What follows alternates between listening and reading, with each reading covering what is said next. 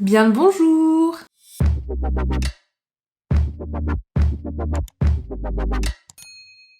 Hello tout le monde, aujourd'hui on se retrouve pour une nouvelle vidéo. Ça fait assez longtemps qu'on s'est pas vu. Je crois que la dernière fois qu'on s'est vu c'était l'année dernière.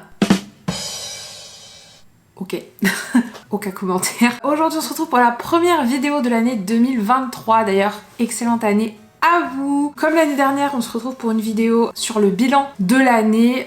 C'est exactement la même vidéo, donc si vous l'avez pas vue, je vous la mets dans la barre d'infos. Je vais répondre à des questions et je vais dire le meilleur et le pire de 2022. La meilleure série, la pire découverte, la meilleure découverte, le meilleur moment de l'année, le pire moment. Voilà, ça fait une petite rétrospective et c'est une vidéo que j'aime beaucoup faire en vrai. J'aime bien avoir une petite vidéo qui parle de ce que j'ai aimé ou pas aimé l'année précédente. Donc aujourd'hui on va parler de l'année 2022 et si cette vidéo vous intéresse, je vous laisse avec la suite. Alors la première question c'est le meilleur moment entre amis. J'ai pas eu énormément de moments entre amis puisque cette année j'étais en fin d'études, donc je me suis beaucoup concentrée là-dessus, j'ai fait beaucoup moins de soirées, etc. Donc on va dire le nouvel an 2022, on avait fait une petite raclette avec mes potes, c'était quand même assez cool. On s'est pas mal éclaté, on a beaucoup dansé et tout.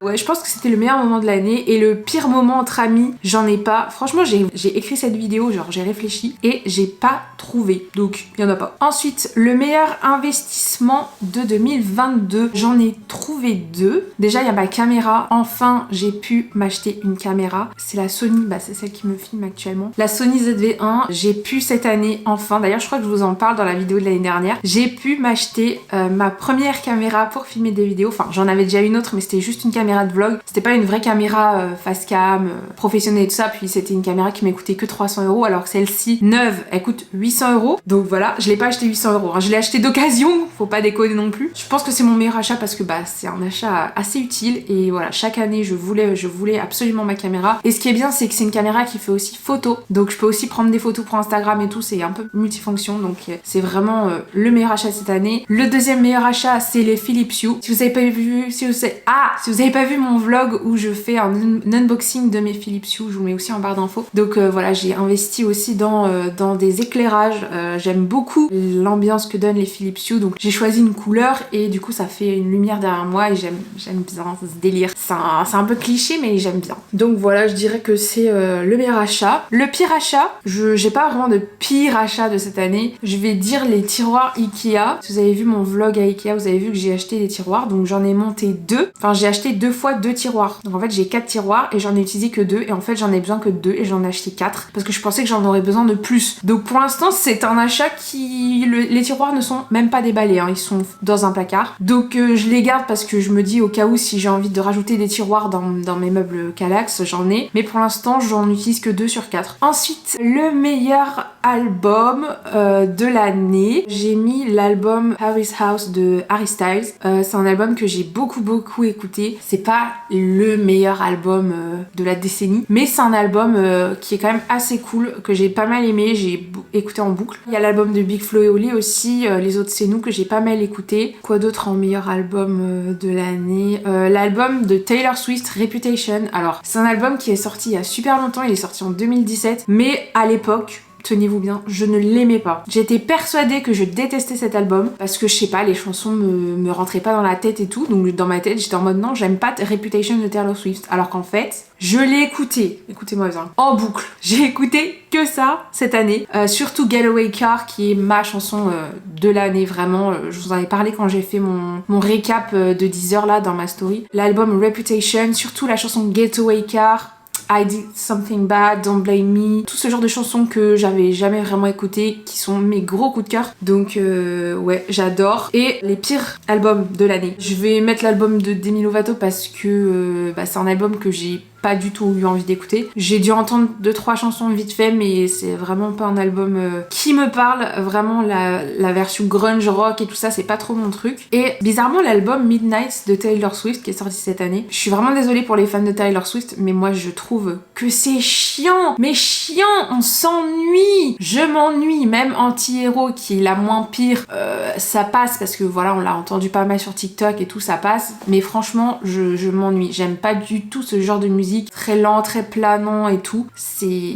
Oh, j'aime pas du tout. Pourtant, j'adore Taylor Swift, hein, mais son dernier album, non. Ensuite, la meilleure découverte bouffe. La meilleure découverte bouffe, je dirais les mini tartes aux poireaux. J'ai beaucoup mangé de tartes aux poireaux cette année. Surtout les mini tartes de chez Monique Ranou. Je sais pas si je vous mettrai un exemple dans la vidéo. J'ai beaucoup mangé ça, j'aime beaucoup. Et les smoothies fraises bananes de Innocent, je vous en ai parlé dans ma vidéo routine. Franchement, fraises bananes, je suis pas forcément convaincue par le truc de base, mais ça donne un truc cool. Donc ouais, les smoothies fraises bananes de chez Innocent, c'est vraiment vraiment bon. Et en plus, c'est pas très sucré, c'est recyclable et tout, franchement, c'est top. La pire découverte bouffe, eh bien, vous le saurez sur Instagram.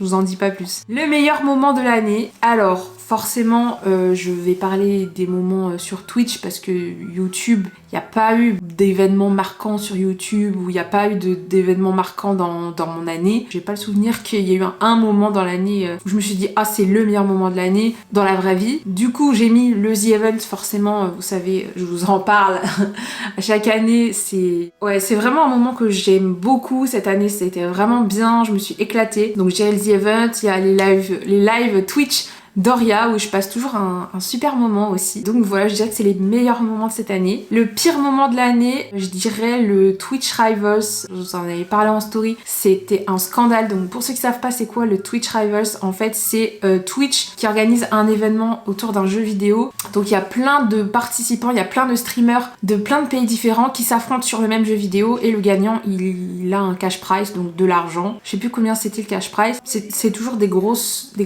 sommes d'argent. C'est Twitch qui organisait un événement autour du jeu Fall Guys et ça s'est pas très bien passé, on va pas se mentir. L'organisation était catastrophique, il y avait énormément de moments où il se passait rien, il y avait des pubs à tout va, c'était vraiment énervant et il y a pas que moi que ça a énervé d'ailleurs. C'est quoi ce bordel là?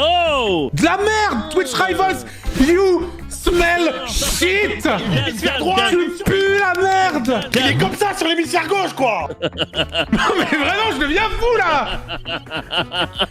Give me a new code, you trou de balle. When starting, please. Please, please, Twitch Rivals, please. I need more ads, please. Put some ads more. There is a leak. You have to put more ads now.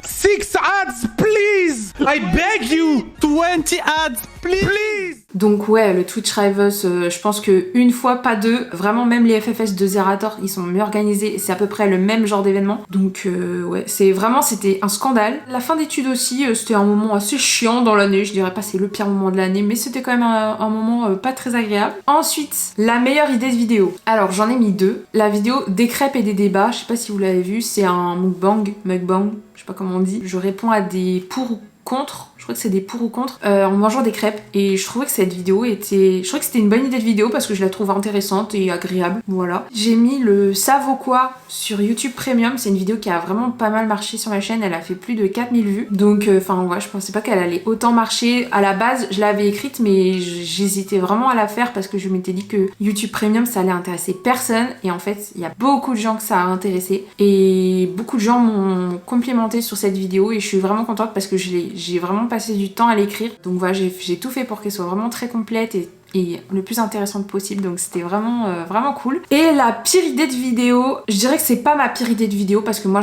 j'ai beaucoup aimé faire cette vidéo, c'est ma vidéo backstage sur le contenu UGC, vous l'avez sûrement vu passer sur ma chaîne et ensuite elle a disparu pour aller sur ma chaîne secondaire parce que je trouvais que c'était plus sa place et d'ailleurs elle a beaucoup mieux marché sur ma chaîne secondaire que sur ma chaîne principale, donc c'était pas la pire idée de vidéo, par contre c'était une mauvaise idée de la mettre sur la mauvaise chaîne parce qu'elle vous a pas du tout intéressé et ce que je comprends puisque les réseaux sociaux, le contenu d'influenceurs etc, ça vous intéresse pas forcément si vous n'êtes pas dans le milieu en tout cas, donc voilà, je l'ai juste bougé sur mon autre chaîne.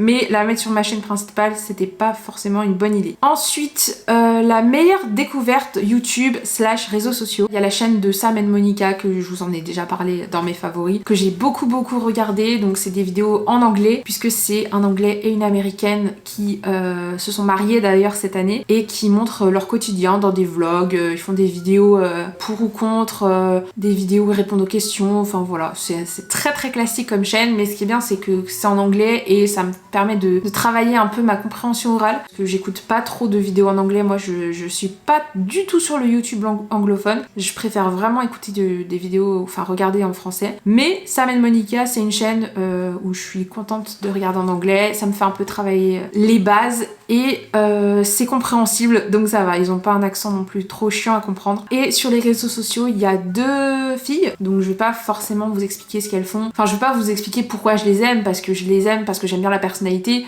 Elles font pas un contenu incroyable, mais c'est Caroline Nicoulot sur TikTok et Ombou sur TikTok aussi. C'est des filles que j'aime bien, que j'apprécie, donc voilà. C'est mes meilleures découvertes de cette année. Ma pire découverte YouTube, réseaux sociaux, c'est pas ma pire découverte et c'est quelqu'un que je connaissais déjà, mais c'est quelqu'un qui m'a beaucoup déçue et de qui je me suis désabonnée de partout, c'était Diego Ferrez. Voilà, je veux pas forcément m'étaler, je pense que ceux qui le suivaient avant savent pourquoi son contenu et sa personne ne m'intéressent plus et m'ont déçue aussi, donc voilà. Ensuite, le meilleur selfie, j'ai pas encore décidé c'était quoi le meilleur selfie de mon année, donc je vous le mets maintenant. Et le pire selfie, c'est celui-là. Voilà.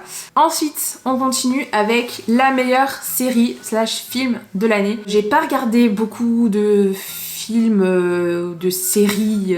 En fait, je regarde très peu de films et de séries, je me rends compte, enfin de moins en moins, puisque je n'ai plus Netflix. Donc déjà le fait de ne plus avoir Netflix, bah déjà je regarde moins. J'ai que Amazon Prime Video et il y a pas tant de séries dessus qui m'intéressent. Donc la seule série de Prime Video que j'ai regardée, c'était la série de Orelsan, donc Ne montre jamais ça à personne, partie 2, saison 2, je sais pas comment on appelle ça. Donc c'est une espèce de documentaire sur Orelsan, comment il a fait ses albums, etc. J'adore. C'est un artiste que j'aime beaucoup, Orelsan, donc j'aime bien, j'adore ce contenu et cette série, je sais plus combien il y a d'épisodes, mais j'ai tout bouffé d'un coup, en un jour ou deux, je sais plus, donc ça se regarde vraiment hyper rapidement. Si vous aimez Orelsan, mais foncez, vous allez adorer, franchement ça vaut le coup. Et une série qui n'est pas vraiment une série que j'ai beaucoup consommée cette année, c'est une série, enfin c'est pas une série, c'est un podcast, c'est le podcast de Anna RVR, Contre Soirée. Je vous ai tanné avec ça sur Instagram, j'ai adoré son podcast Contre Soirée, vraiment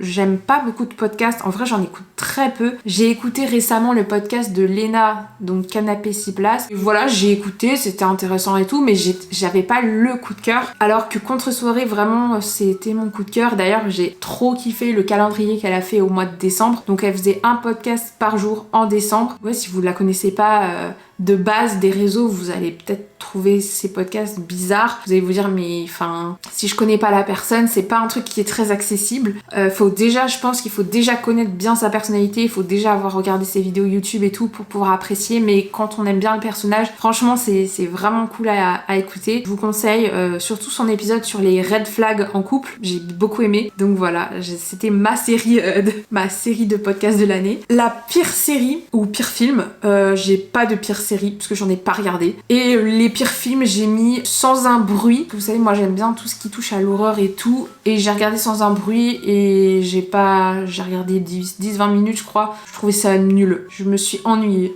Voilà, je trouvais ça ultra prévisible et un peu ennuyeux. Et j'ai regardé aussi The Upside, je crois que ça se dit comme ça. C'est la version américaine de Intouchable. Alors si vous avez vu la version française, vous allez voir celle-là, vous allez dire hein, qu'est-ce que c'est que ça, ils se foutent de ma gueule ou quoi? C'est pas drôle. En fait ça se veut être drôle parce que le film Intouchable de base il est un peu drôle, il y a des moments un peu rigolos, mais c'est pas drôle. Oh là là, qu'est-ce que c'est pas drôle, c'est nul. Les acteurs ils s'en battent les steaks du film. C'est terrible, vraiment ne regardez pas. Franchement, je l'ai regardé par curiosité parce que de base je savais que ça allait être nul, mais alors à ce point non, c'est vraiment terrible. Ensuite, on passe au moment que j'attends le plus, la meilleure découverte jeux vidéo. Vous savez que je regarde beaucoup Twitch, donc le jeu vidéo c'est quand même quelque chose qui est vraiment très présent sur Twitch. Donc les meilleures découvertes jeux vidéo, D3 Become Human, forcément. Je vous en ai parlé dans ma vidéo favorite, donc je vais pas épiloguer ici. Quoi d'autre? Le DLC de Outlast, j'ai bien aimé aussi. Donc pour ceux qui savent pas, un DLC c'est genre un truc qui se passe dans le même univers que le jeu de base, mais il y a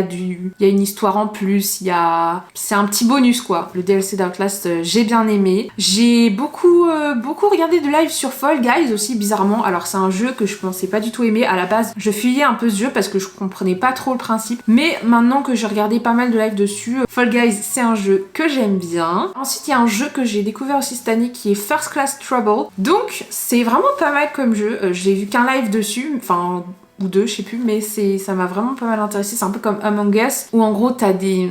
Comment expliquer? Ça se passe dans l'espace, donc dans un vaisseau je crois, et en gros t'as des personnages qui sont gentils et qui font des tâches, et t'as des personnages qui sont des méchants, qui doivent tuer les gentils, enfin voilà, c'est à peu près le même principe qu'Among Us, et j'ai pas mal aimé. Je trouvais ça cool. Ensuite, en jeu narratif d'horreur, il y a The Quarry que j'ai pas mal aimé. Vraiment, The Quarry, il y a beaucoup de défauts. Hein. C'est un espèce de film interactif d'horreur, entre guillemets. C'est les dialogues... Le gros point faible de ce jeu, c'est les dialogues.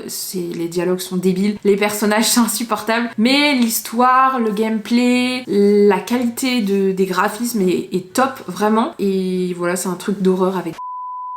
Non, je vais pas spoiler. Oh, j'ai spoilé.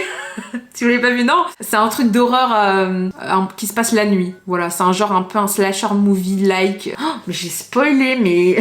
Je crois que je vais me biper en vrai, je vais pas laisser ça. Le dernier jeu qui fait partie de mes meilleures découvertes jeux vidéo, c'est The Devil in Me. Donc ça fait partie de la saga Dark Pictures Anthology que j'adore. J'aime beaucoup les jeux narratifs à choix d'horreur. Donc voilà, The Devil in Me, ça se passe dans un univers avec un tueur en série. Le tout premier tueur en série d'Amérique. J'ai beaucoup aimé. J'ai vraiment eu peur pour le coup, alors que les précédents jeux, j'ai eu moins peur. Mais celui-là, il était très efficace, donc vraiment bravo. Il y avait beaucoup de défauts aussi, les dialogues qui n'étaient pas traduits parfois, donc il y avait un personnage qui parlait en français, 2 secondes après il parlait en anglais, ça n'avait pas trop de sens, il y avait un peu des bugs et tout, mais en vrai l'expérience de jeu était vraiment cool à suivre, j'ai pas mal aimé. Le pire jeu vidéo de cette année, moi je dirais Among Us parce que j'aime pas du tout Among Us. Vraiment, je suis désolée pour les gens qui sont fans, mais moi je m'ennuie. C'est terrible ce jeu, je m'ennuie. Et Life is Strange, alors il y a beaucoup de gens qui adorent Life is Strange, et c'est un jeu à choix aussi, donc je pensais que j'allais bien aimer, et je trouve que ça parle trop.